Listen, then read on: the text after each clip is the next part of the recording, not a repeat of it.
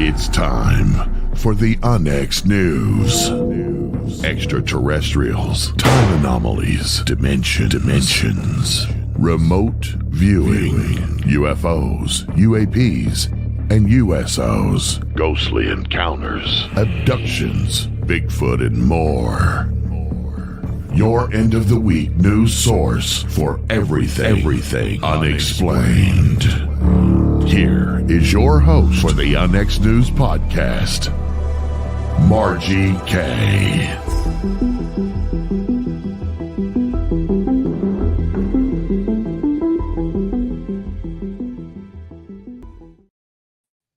Good evening and welcome to Onyx News. I'm your host, Margie K.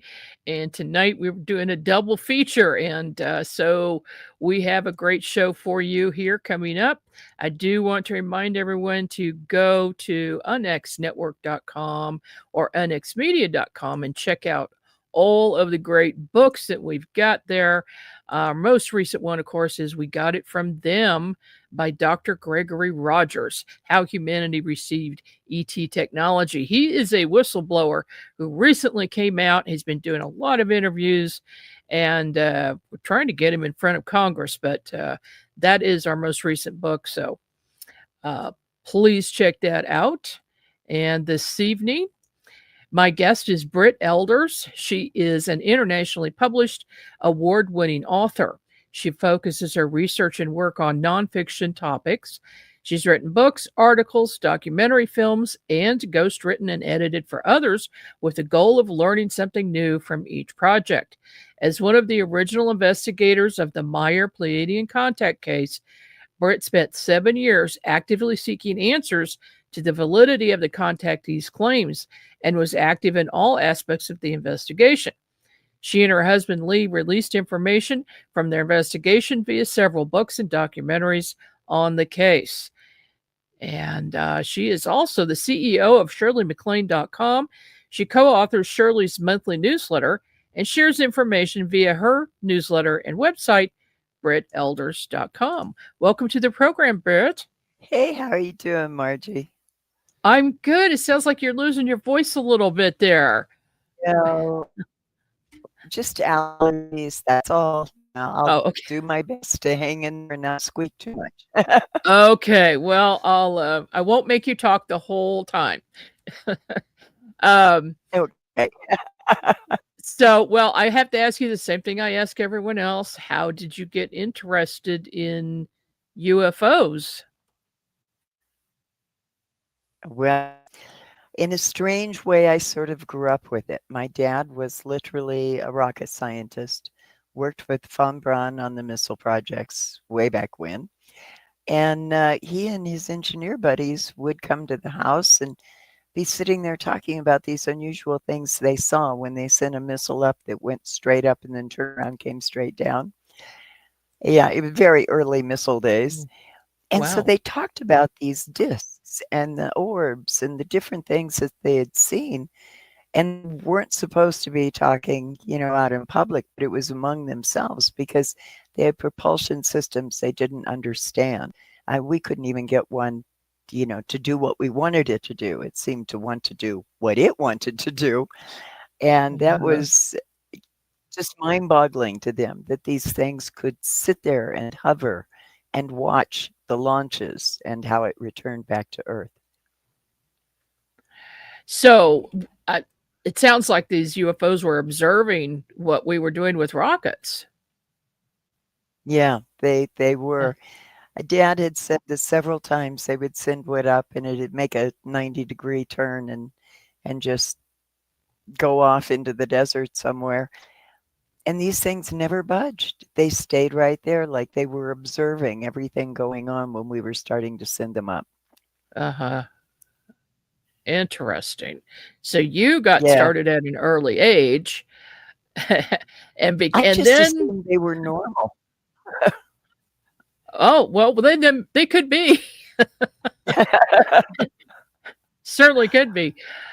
So you got interested in the Billy Meier case. What drew your attention to that? When we first got involved, we figured we'd go debunk the case and just, in a matter of hours, figure out how he was doing it and come back Oh, home. We ended up being there 5 days. We had seen hundreds of photographs, movie footage, metal samples, audio recordings, interviewed dozens of witnesses just on that first 5-day trip, which was only supposed to be a day. And what happened was it uh, was just, there was so much there. How do you account for this? It's coming from a man with one arm. He lost one arm in a bus accident. mhm. A very moderate, I guess you would say, education, about fifth grade education. He was worldly. He had traveled the world. So he knew how things worked, but he didn't have the finances. He didn't have the wherewithal to do all of this. So how did he Mm. do it? That was the big question. When we first met Billy, he was washing his face in a horse trough. They didn't have indoor plumbing. So why would you spend a fortune on something like Industrial Light and Magic, which was the big special effects house of the time? How could you do that and still have your family there with no plumbing? It was really mind-boggling to see all of this documentation. And where did it come from? How did he have this? So we dug into it to try to either completely dispel it all or say it's something that needs a deeper look. Well, not everybody knows the story of Billy Meier. So could you give us a quick Yeah, overview? I don't know if a quick is the right word. sure. Give us an overview of, of the case. How did things start for him? Was he a believer before he saw his Yeah, first UFO, etc.? yeah. Well, he was 5 years old when he saw his first UFO, and he Oh, was walking with his father, and he looked up and he pointed to this object in the sky, and he asked his dad, "What is that?" And his dad said, "That's got to be one of Hitler's airships." And so oh. that was, it's World War II and all of that. And so Billy sort of, oh, okay. But then later he had, as he described it, telepathic contact that began at the age of 5. When he had the encounter that produced all of the documentation, that began after a long period of time where the Pleiadians told him they monitored him. So he believed in the fact that there was extraterrestrial life out there from the telepathic contacts he had had, from what he had seen in his world travels. But, he wasn't quite expecting what happened to him when he actually had a contact. And what did happen was he was sitting at the kitchen table. He got a cooling sensation across his forehead. And then he heard a voice say, "Get on your moped and follow instructions." When he got on his moped, it told him where to drive out in the forest. When he got to the area, they said, "Okay, stop here." He got off the moped and he thought, "What am I doing here?" And then he heard a sound, and it was a sound he could not describe. Very high pitched, kind of a whir. He looked up and he saw this silver craft, a disc, floating down. It landed. He stood there. From behind the craft walked a woman. She was dressed in silver. She was tall. She was blonde. She was fair-skinned. She walked towards him, and she introduced herself and said, "My name is Simyasa." They began a conversation that lasted about 45 minutes, sitting under a tree, just having a conversation. This is why we are here. This is, all the normal little things. Her big Mhm. reason for having the contact, for wanting the contact, was to prove to the people of Earth that we are not the only thinking beings in the universe. That it's important for us to realize that as we want to move forward in our exploration of space, we're going to encounter other beings out there. And we have to learn respect. We haven't learned to respect each other on this planet, which we have to do so we can learn to respect those that are out there in space. Yeah, that's a tall order. Uh, Yeah. Well, although, yeah. although I must say that I feel like the level of consciousness of humanity is going up. It's not as fast as we It's would crazy. probably like. What are your thoughts? Mhm. I agree with you. I think there seems to be something going on where people don't want to be stuck in the middle anymore. They want to either have a more positive, open outlook towards each other with communication, or they want to shut down. It seems to be one or the other.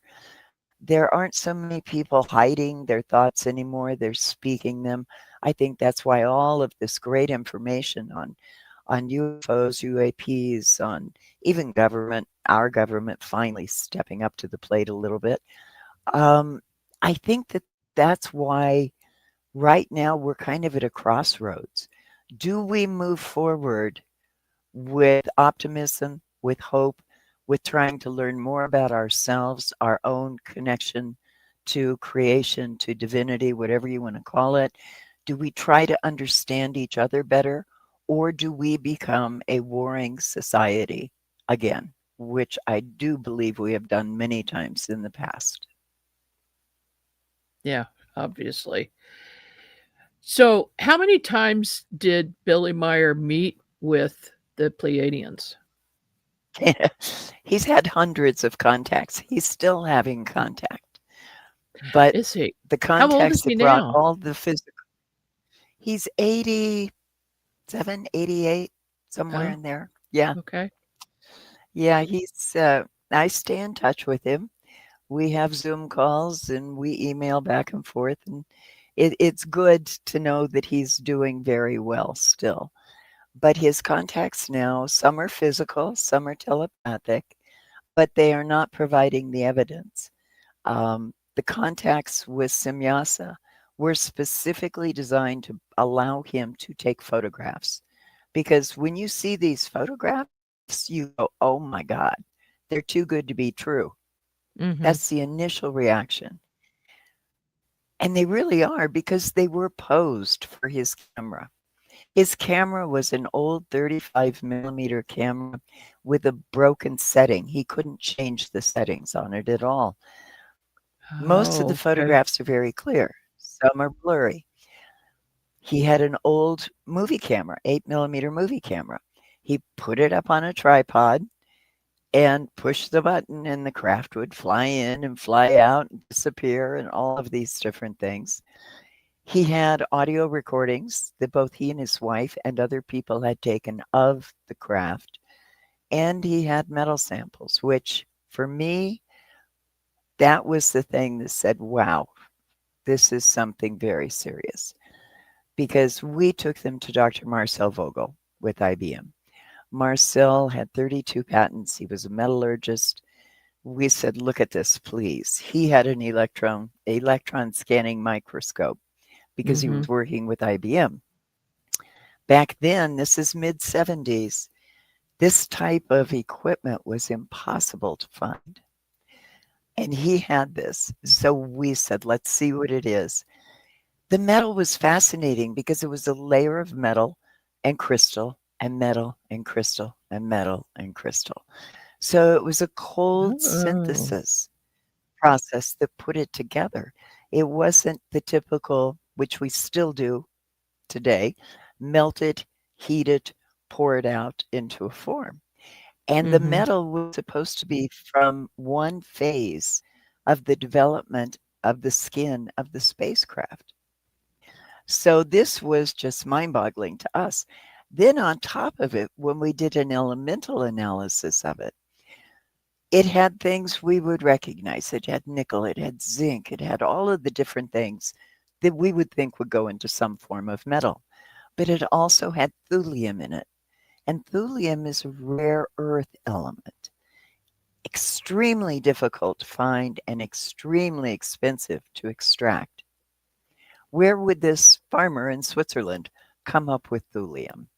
So that was kind of for me oh my Right. gosh, this is really deserves a very deep, sincere look.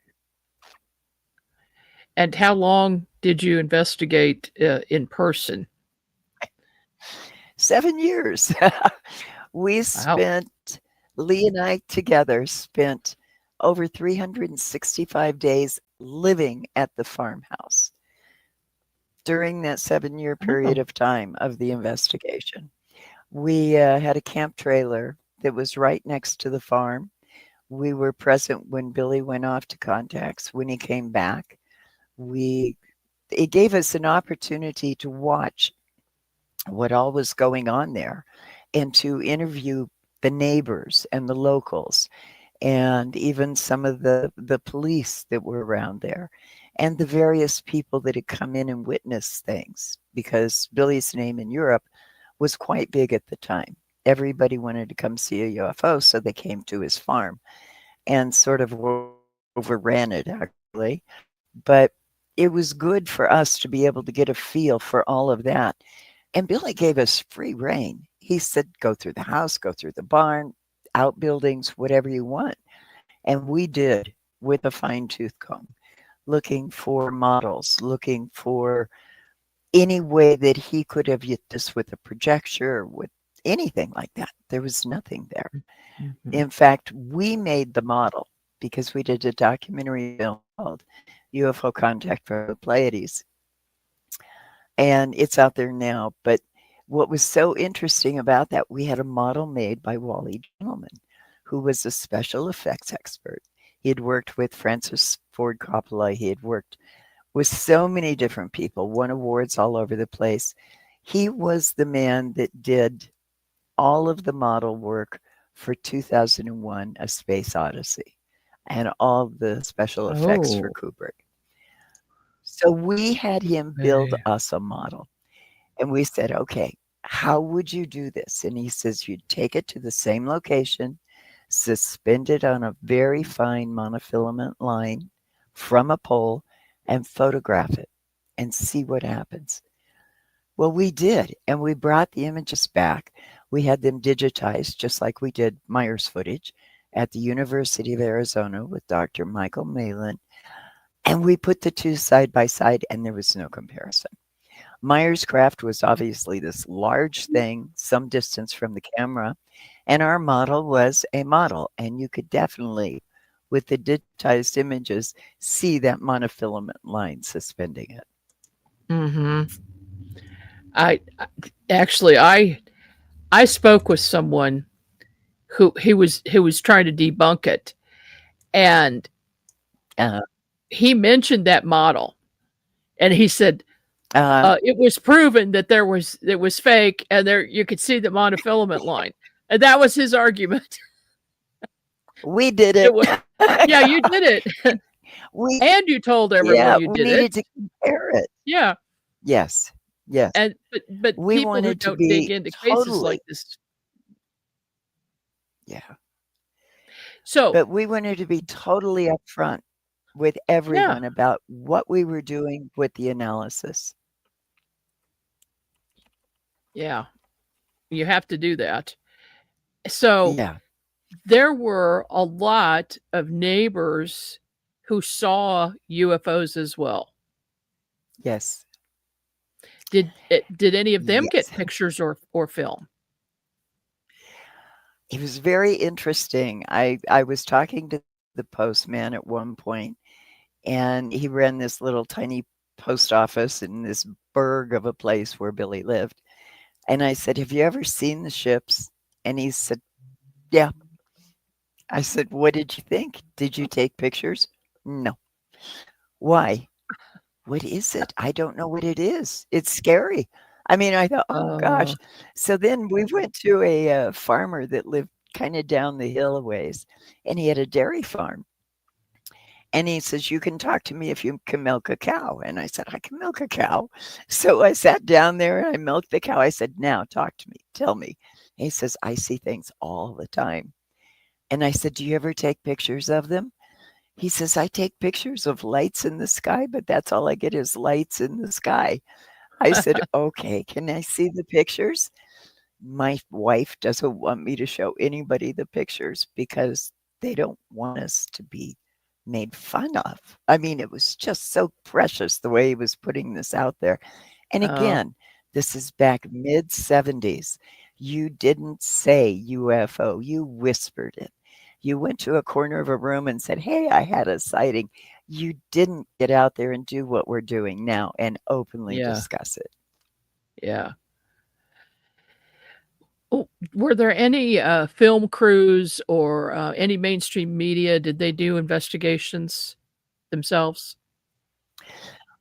Yeah, we brought Fuji television in, Nippon television in, um, many different times and worked with them, and they did their own investigation. In fact, it was Nippon television that helped us analyze the movie footage because they had incredible studios over there where they could take this 8 millimeter footage frame by frame by frame and Uh-huh. really examine what it was. Because in several places, the craft just disappears. It just blinks out and then Oh. blinks in, and it's in a different place. And they went through frame by Mhm. frame. They found no cuts, no edits, nothing that would indicate any type of a hoax. And they said, quite frankly, we can't duplicate it. We don't know what it is. But we worked with Junichi Mhm. Yaoi on that, and he was just wonderful for bringing in Fuji and Nippon Television to work with us there. But in the United States, at that point in time, no one was interested. It was really, like I said, it was a taboo subject. Taboo, right. I did grab a few So sad. photos off the internet. I wonder if you could tell me if these are actual photos that Billy Meier took. Ah, the wedding cake. That's what we call it. Yeah. Yeah, this was taken um, towards the end of our investigation. And the interesting thing about this object is that we had sound from this craft. We brought the sound to Boeing Labs and to Groton, Connecticut's Naval Research Facility. A man by the name of Rod Shellman did the analysis work on the audio. He had never seen this picture. But when he did analysis of the audio, he drew basically what you are seeing there on the screen. A Oh circle my. with all these little balls around it, and above those balls, another set of balls around it. And he says, I don't know what this is for, but it has something to do with propulsion. Just from So listening to the that sound. is my photograph. Just from listening to the sounds, the frequency shifts, how they moved. He says it's like it's moving from one sphere to another, to another, to another, to another in a circle. And he I ended up would drawing the ship. I have a feeling that that man is also psychic. He was seeing what it was creating. Yeah, not Uh-huh. just an engineer. Okay, what about this No, one? no, oh, this is one of my favorites. This was taken at a place called Hassenbowl, and there's movie footage and many, many images that were taken from there. Um, Mhm. the interesting thing about this particular picture to me is when we had it digitized, you could actually see the reflection of the ground in the bottom of the craft. It Oh. was so clear. It was just beautiful. But this is a hill, and it's got to be the windiest hill I have ever been on in my life. It's a hill that just overlooks this little valley, but it is a very steep drop off. And we were Mhm. up there several times taking distance measurements, looking to see, what, how could he have done this? How did he suspend it if he suspended it? Of course, when we came back and had everything digitized, there was no monofilament line there. There was nothing. And it was not a paste up, you know, Mhm. one like a glass plate where you put one image on top of another. So this was quite a series of photographs. He took photographs at Hassenbull in the spring, summer, and winter. So we have it throughout the seasons, and not just this craft, but Billy photographed 5 different craft, and we have 3 of them in this area. This is a great one. Mm. This is Obersadleg, and this is the traditional UFO. I mean, it's literally the sport model, as people call it. It Mhm. is so beautiful, but we call this the chimney seam because just below that little hedge of trees is a chimney for burning refuse outside. And when Billy took this, he took a whole series of images as it moved across the sky. And it would be behind a tree, sometimes in front of the tree, but it was always someplace where we could get measurements and really take a look at how big the object was, which ended up being about 21 feet in diameter, about 7 meters. And we had an opportunity to find out how far the camera was from the object because we knew where Billy had taken the photograph, where he stood. We knew how far the trees were. We had measured them. And we could triangulate all of this to get the size of the craft. What, speaking of size of craft, what would be an average size of the craft that would visit Billy? Most of them were about 7 meters. There Okay. was one, a remote vehicle, that was smaller, but most of them were about 21 feet in diameter. And these images are clear. I've got a couple more here. Oh, yeah. Okay, this one, there's actually an incredible photograph that is very similar to this when it was taken at the same location, but it has a Swiss Mirage jet fighter in the same scene.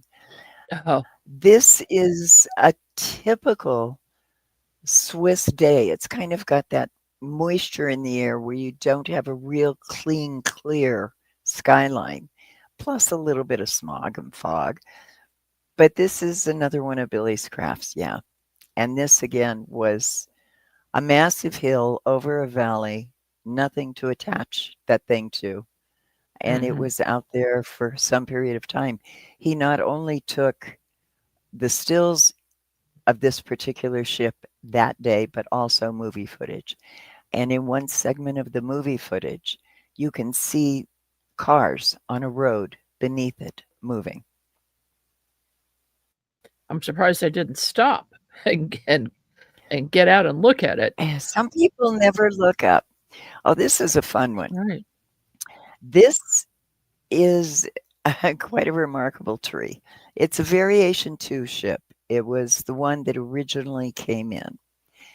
And one of the things that we did when we were there is, first of all, we went to the sites and we talked to this farmer because the tree, when we got there, was no longer there. And we said, what happened? Because people were putting the rumor out there, oh, it just vanished and the Pleiadians took the tree away. So we went and talked to the farmer and he said, that's not what happened.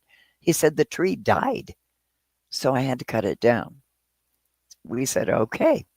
That got us to thinking, why would the tree die? Mhm. We brought in Wild Hebrew, who is, they're sort of like one of the groups that work with our nuclear commission, and they brought in testing equipment. We went to the contact sites, including where that was. We went to Obersadleg.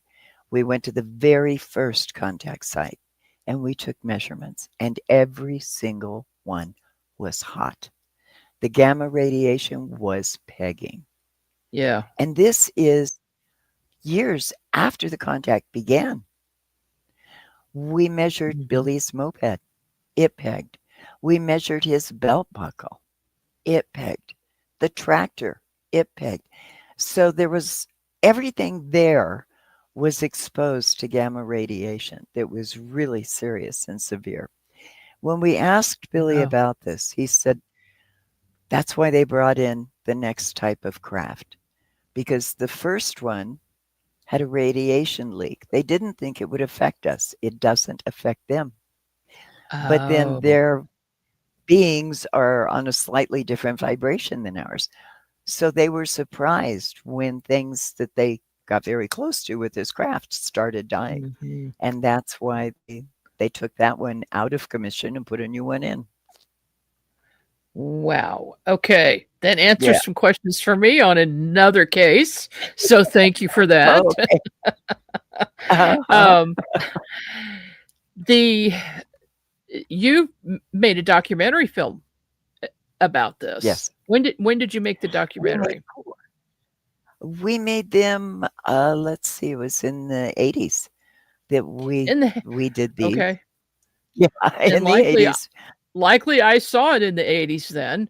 And You I do because I probably do did. remember watching a documentary, but if somebody wants to see it now, are they able to do that?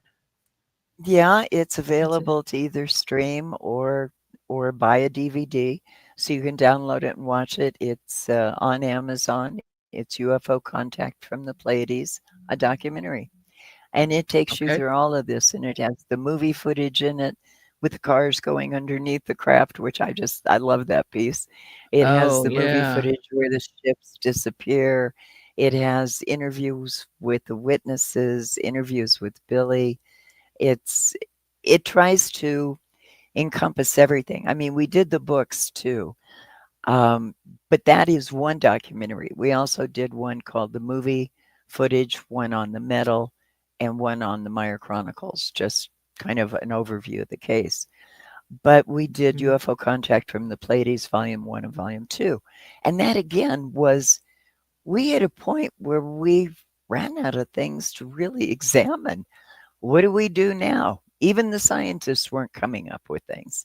And when we finally ended up taking photographs to JPL, Jet Propulsion Laboratory, and talking to Robert Post, the senior man in the photo lab, and he says, I can't duplicate this. I don't know what it is, but I can't duplicate it. Mhm. What do you do with that, Margie? I mean, it's like, Well, it's well, evidence. hell, where do we go from now? This have the messages changed over time, that Billy's received?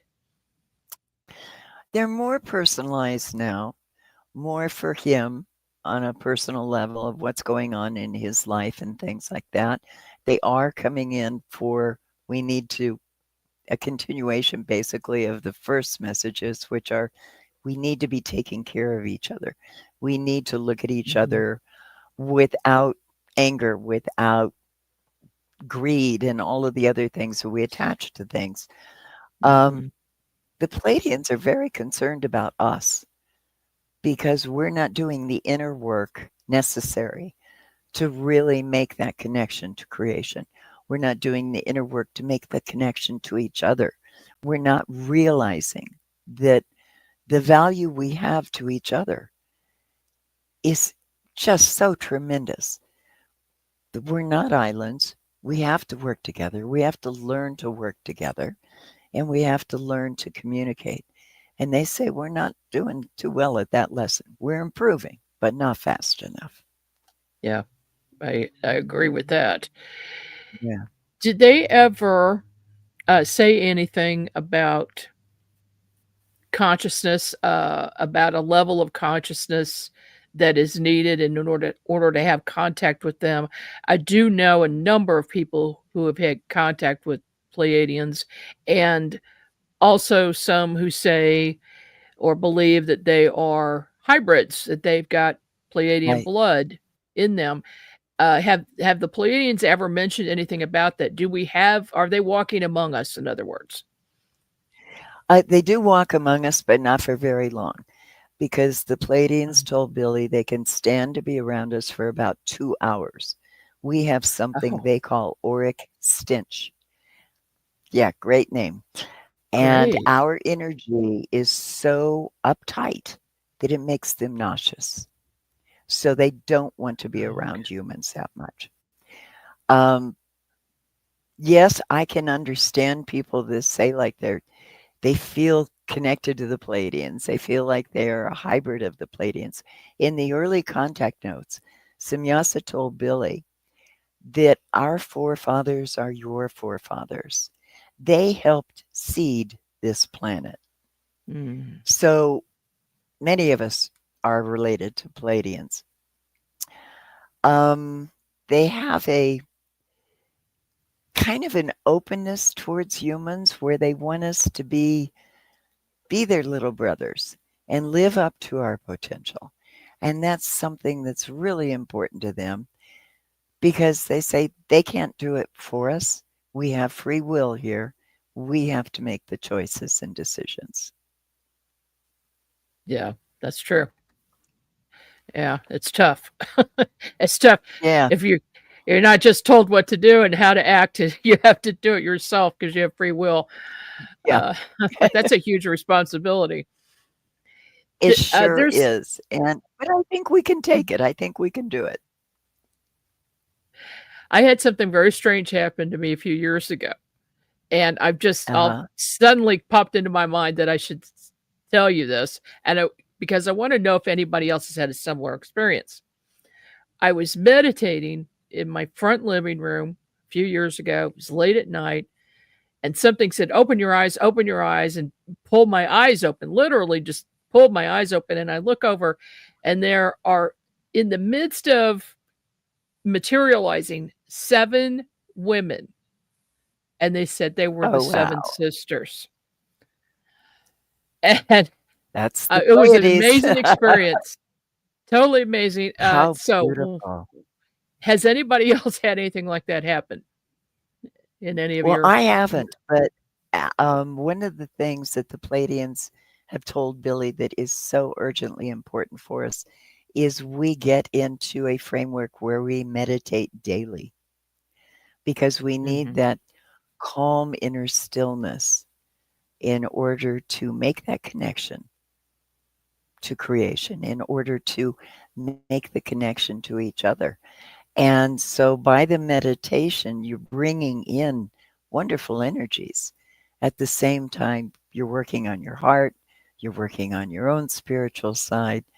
Yeah, it's really important. mhm. And they say when you meditate, you need to listen because what's coming through in the meditation is so important. That's a valiant teacher there.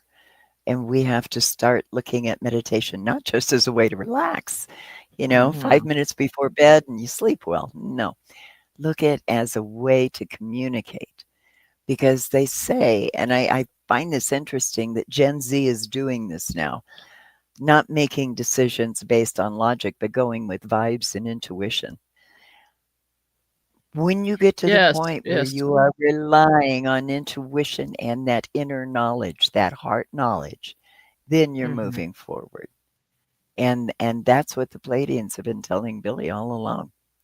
But we have to get to that space because we have to recognize each other literally as brothers and sisters.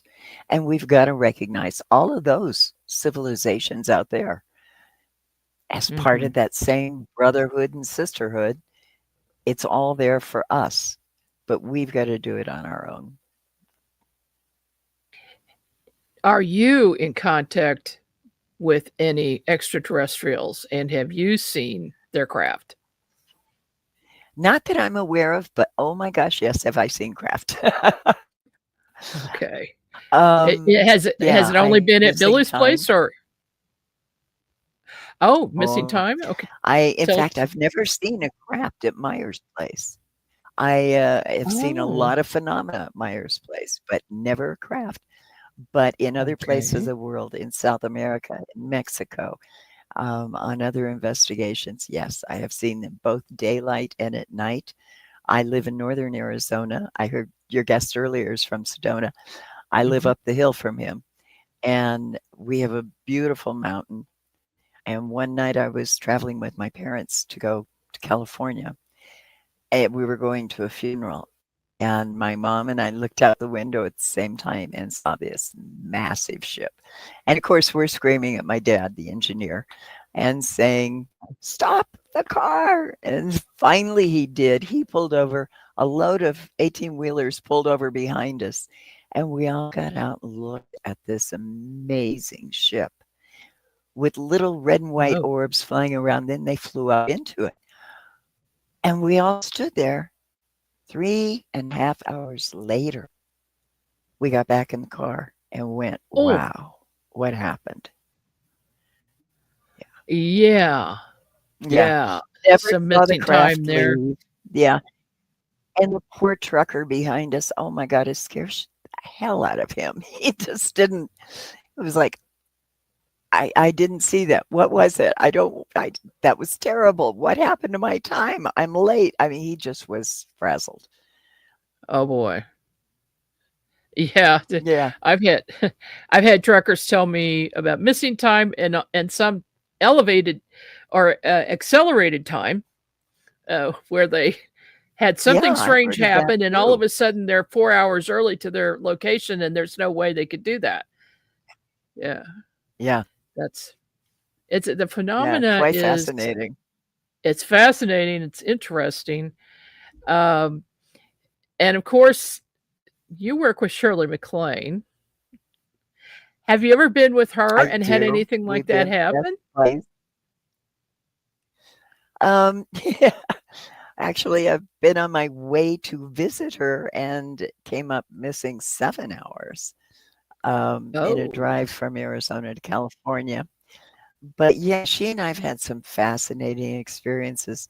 She has a place in New Mexico. And one night we were sitting in the hot tub and we looked up and what on earth is that? And we were watching an earth fairy just dance around the trees. And I mean, both of us, and my Oh. husband was there too. And we're all going, wow, what is that? Well, we tried to talk to it. We sang to it. We just wanted it to come closer, but then it would play peekaboo behind the tree. It was the most amazing experience. But we've seen things out there in New Ah. Mexico with her. One time for her birthday, we took her to Mexico because we were in the middle of investigating the waves of activity down there. And she Mhm. wanted to see what was going on. And there's a place that we called Camp Marco, and it's right under Popocatépetl, the volcano. So we get down there and we say, how do you feel about camping out on the side of an erupting volcano? Hail bop was overhead, the volcano's Oh. going off, and we spent the night under that volcano watching the most amazing things in the sky. Yeah, it was so yeah, we've had a lot of fun experiences and Shirley and I we're like sisters. We argue, we debate, we have great times together. She's just a very special person in my life. That's awesome. I can feel her vibes from here. She's good stuff. Good She is stuff. a kick. Yeah, Yeah. 91 and going Oh my. strong.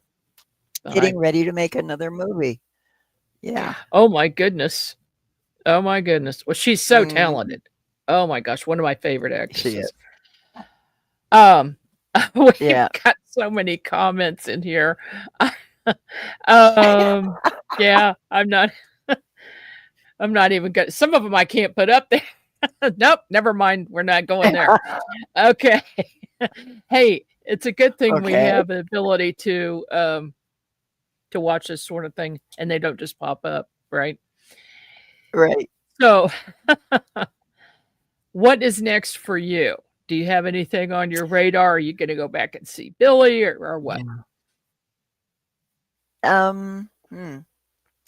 I don't know if I'll get back to see Billy this year, but I am working on 2 new books. I still like to write books in threes, at 3 at a time for some reason. I'm working on 2 Oh, new books, one with my chiropractor. I'm very much into natural health, and one on Mexico and some of the events that took place down there. oh, that's awesome. So, Yeah, so is all of that information on your website? not yet because I haven't finished them, but it'll be there Not when I well. finish them. But It'll all be of there. the other books that I've written are up there. Yeah. Okay. Okay. So let's why don't you tell us a little bit about some of your books. What was the first book Oh, you wrote? well, it was actually volume 1, UFO Contact from the Pleiades, volume 1. And Okay. that was written Okay. back in 76. And then we did volume 2. And then we contributed to Light Years with Gary Kinder, who was an attorney that reinvestigated our investigation. And then, yeah, this year we put those 2 books together and brought them out together for These everybody. And they right. are being very, very well received. I just won award and yeah, but I've been working with attorneys on books, doctors on books, Dr. Mark Mincola. I worked with an Mhm. autistic young man and just had a great time writing with him. My favorite book, I would have to say, I have 2. My husband's book, Expeditions. It's about his time in Ecuador. And the other one is the book I did with Deanette Wells. It's called Another Step Up the Mountain. And it just won the Best Book Award for Sports at the International Book Fair.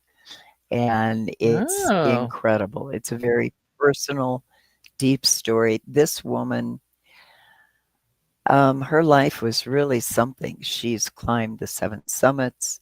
She's a sports adventurous. She's just been everywhere and done everything. And her son sort of followed in her footsteps, and he unfortunately died in a sports activity. And how it set her back and what she did to come out of it is just phenomenal. oh, that's incredible. So you've I got a lot love of writing. I've interest, been writing obviously. since 8 years Obviously, you do. old. I do too. I'm Good. constantly working and publishing, and now publishing other people's books, and I find it to be That's great. fascinating to read the experiences of other Mhm. people. Is Billy Meier married? Yes, he Does he have is. family? His first wife and he divorced. He had 3 children with her. Gilgamesha, Atlantis, and Methuselah were his children. He and Calliope had a falling out, which I understand. I get it. Their house was Mhm. overrun with people, literally beating on the door at 3 o'clock in the morning, demanding to talk to Billy. It was Oh outrageous. no, We saw some of the most ridiculous things going on there and trampling the gardens, and it was a mess. She that finally had her fill. She left. Yeah. And she's angry at Billy. She's now decided, despite the fact we have her on camera saying, this is what I saw, this is what happened then, and all the experiences she had, she now says it's a hoax. But she's mad at Billy. So I get it. And I don't have a problem with it. But he has yeah. remarried Ava. They have a daughter and a son. And Atlantis is the only child from the first marriage that is still really close to his dad. And in fact, he lives there at the farm.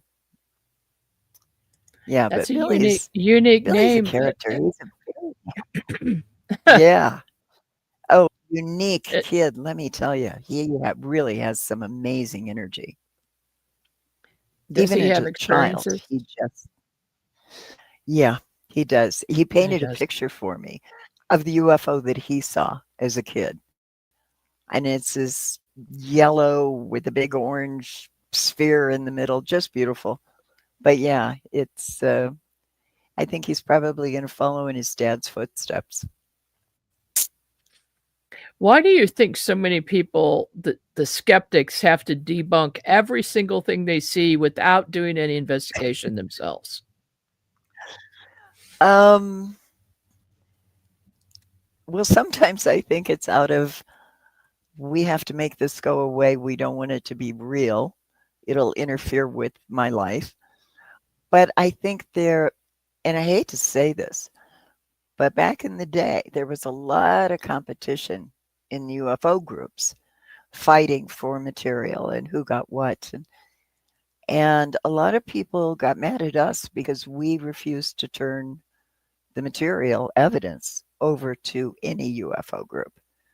We went with it when it went to a laboratory. We babysat it all the way through. And we really ticked off a lot of people. But that was okay by me because I wanted a thorough investigation. Lee wanted a thorough investigation. Both of us have backgrounds as investigators. Doesn't matter if it's murder one, counter-espionage work, an investigation of anything, even if UFOs, is the same criteria. Well, it has to be. Otherwise, it wouldn't be credible. Yeah. Right. No, I lost you there.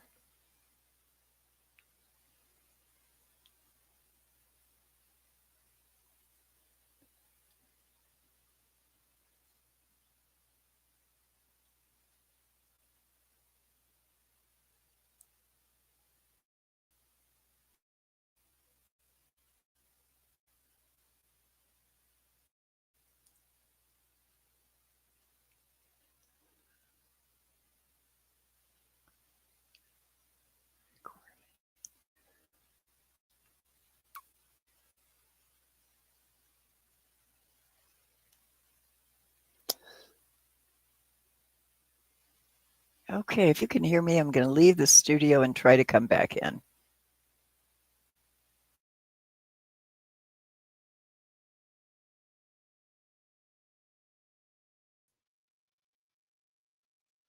I'm sorry, folks, that somehow I got knocked out of StreamYard. And, well, it looks like Brit was knocked out too. Maybe she'll come back. We just have a few more minutes in here. And some people, I don't know what your problem is, but I'm going to ban you from the comments. You're not going to be able to come back in. So, yeah, she's trying to. We both got knocked. Yeah. I don't know what happened there, but the stream is still going. So we've got about 5 minutes left. Is there anything that you would like to share? Just that there are so many stories. There's so much information out there right now. Everybody kind of be open to it, be discerning, listen to it. But no matter what it is, you're going to learn something from it. So be not necessarily all embracing, but listen. Hear what people are saying. Share your experiences. Don't be afraid to do that. There's so many people out there having experiences. And the only way we're going to learn is if we share, hear, and listen to what each other has to say. And right now, I think that is so urgently important because our government's holding hearings, but they're leaning into fear. I think we can get a lot from each other, more than we can get from the government, by just listening to each other and by listening to shows like yours. Because, Margie, you've got a great program and you cover such a diverse group that it makes it interesting. If people will take the time to tune into things like that, they're going to learn so much, and it's uplifting. And thank goodness we have people like you who are serious investigators and get the facts and then write about it so that we can all see it, see what the truth is.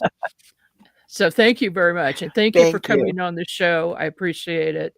And I'm sorry for the mix up with the timing and everything, but we got it done. so that's the important part. Well, I think, and my voice held up. Yeah. Well, thank you so much. And I hope you'll come back again sometime. I would be happy to. Thank you. Okay. All right. Well, that's a wrap for today. We will be back again next week. Hopefully our timing will work and we won't get knocked out of the broadcast. So we'll see you next week.